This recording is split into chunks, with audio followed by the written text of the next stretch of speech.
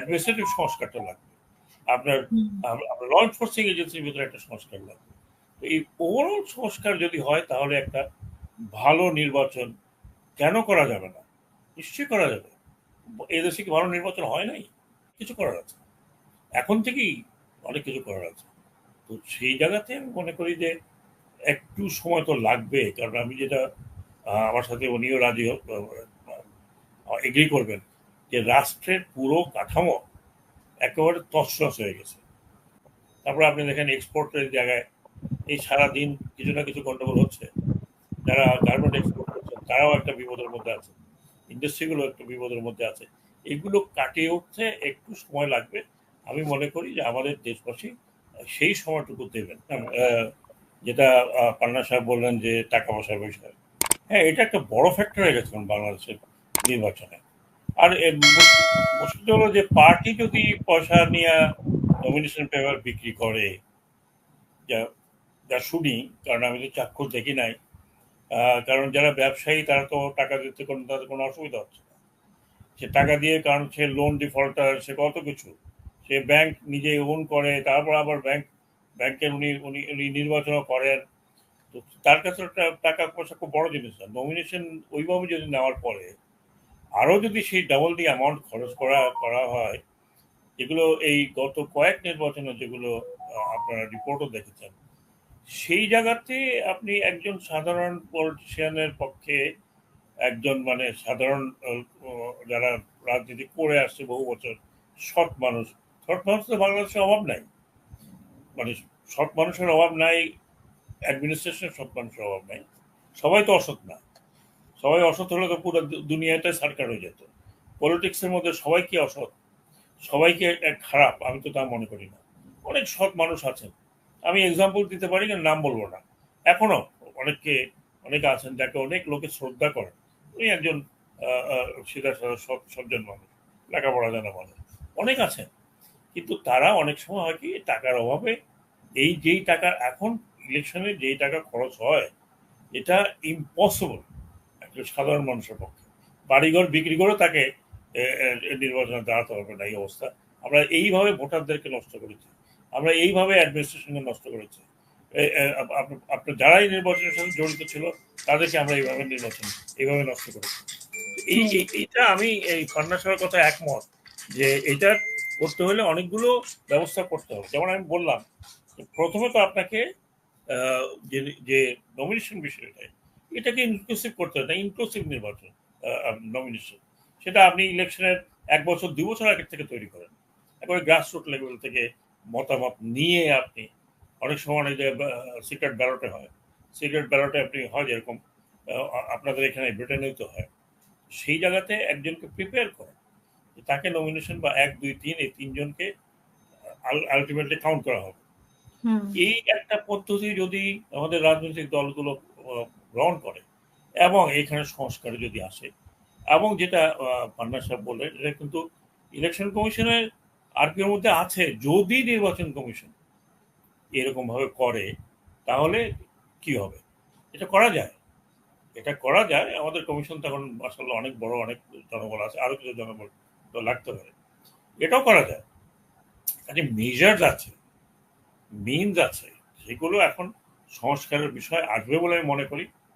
কারণ আমি যেরকম বললাম যে ডক্টর বদিউল আলম মজুমদার বহু বছর থেকে উনি এইসব সংস্কার নিয়ে বহু কথা বলেছেন, বই লিখেছেন, সেমিনার করেছেন। কাজে আমি তো ওনার কাছ থেকে আশা করি যে এই ধরনের সংস্কারগুলো আসবে। বাকিগুলো ধরুন আপনার একটা অ্যাডমিনিস্ট্রেটিভ সংস্কার, যিনি আছেন তিনি অত্যন্ত দক্ষ মানুষ, এবং তার অনেস্টি সম্বন্ধে কেউ কোনো প্রশ্ন তুলতে পারবে না। অত্যন্ত দক্ষ মানুষ, হয়তো উনি একটা ভালো কিছু দিবেন। যারা যারা এখানে আছে প্রত্যেকেই কিন্তু প্রত্যেকের দক্ষতা নিয়ে কেউ কোনো প্রশ্ন তোলেনি। এইটা আমি মনে করি যে একটা কিন্তু আরেকটার সাথে জড়িত। আপনি যদি মনে করেন ইলেকশন কমিশনের একটা সংস্কার করে দেন, একা তো সে কিছু করতে পারবে না, অ্যাডমিনিস্ট্রেটিভ সংস্কারটা লাগবে। আপনার ল এনফোর্সিং এজেন্সির ভিতরে একটা সংস্কার লাগবে। তো এই ওভারঅল সংস্কার যদি হয় তাহলে একটা ভালো নির্বাচন কেন করা যাবে না? নিশ্চয়ই করা যাবে। এদেশে কি ভালো নির্বাচন হয় নাই? হয় নাই, সবই কি খারাপ হয়েছে? না, গুড গুড ইলেকশন। এখন ব্যাপার হলো যে কেউ কোনো বিশ্বে কখনো 100% পারফেক্ট ইলেকশন কোথাও হয় না। সেটা আপনি যতই স্ক্যান্ডিনেভিয়ান কান্ট্রির কথা বলুন সেইখানে। বাট একটা একটা মিনিমাম এন্ড ম্যাক্সিমামের ব্যাপার আছে। 70% 80% যদি নির্বাচন বা 80% উপরে আশা করা যায় না, 80% যদি আপনি পারফেক্ট নির্বাচনটা করেন তাহলে কিন্তু এটা আপনার অনেক ভালো নির্বাচন হয়। আমাদের পার্শ্ববর্তী দেশে কি মনে করেন একেবারে 100% ভালো ইলেকশন হয়? নো। বাট তাদের ওখানে নির্বাচনটা অনেক ওপেন, ওখানে অনেক আপনার নিউট্রাল পয়েন্ট অফ ভিউ থেকে ইলেকশনগুলো হচ্ছে। কিছু কিছু রিমোট জায়গা হবেই, সেখানে আপনি আপনি হয়তো ঠেকাতে পারবেন না যত নিউট্রালি হন। কিন্তু আমাদের এখানে 10%ও তো ঠিক মতো নির্বাচন হয় না, বাকি 70% কথা বাদই দিলাম। এই যে গত কয়েকটা নির্বাচনে কত রকমের ট্রিক্স, কেউ রাতে এসে ভোট দিয়ে গেছে, কেউ আবার সকালবেলা বাক্স ভরে নিয়ে আসছে। তারপরে তো ওই একটা তো 130 জন 153 জন নাকি 56 জন বিনা ভোটে নির্বাচিত হলেন। আরেক জায়গায় মানে এমন ভাবে করা হলো আমরা নির্বাচন আর কেউ না আমরা।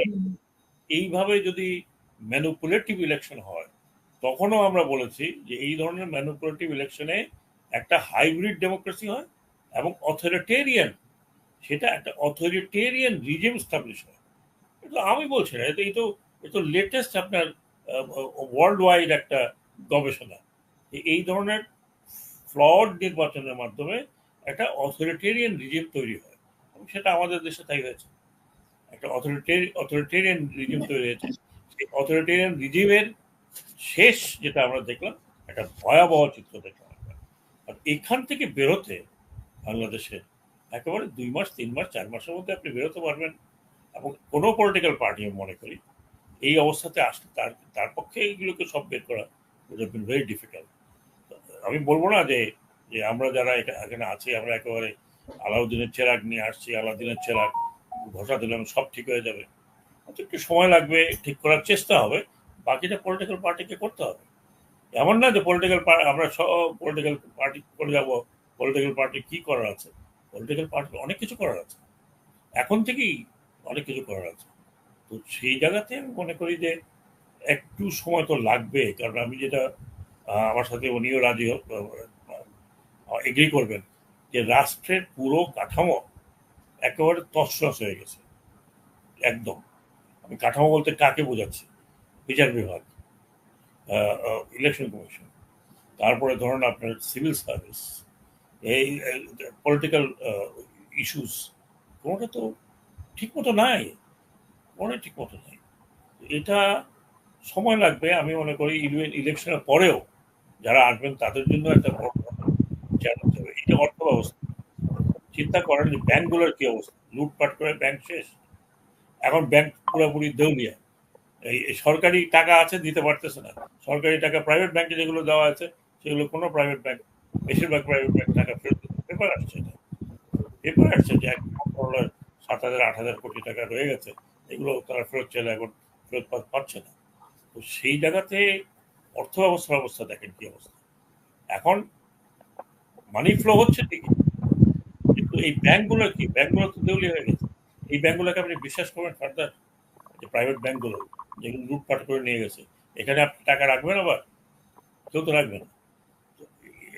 তারপর সরকারি ব্যাংকগুলো তো একটা একটা অব্যবস্থা।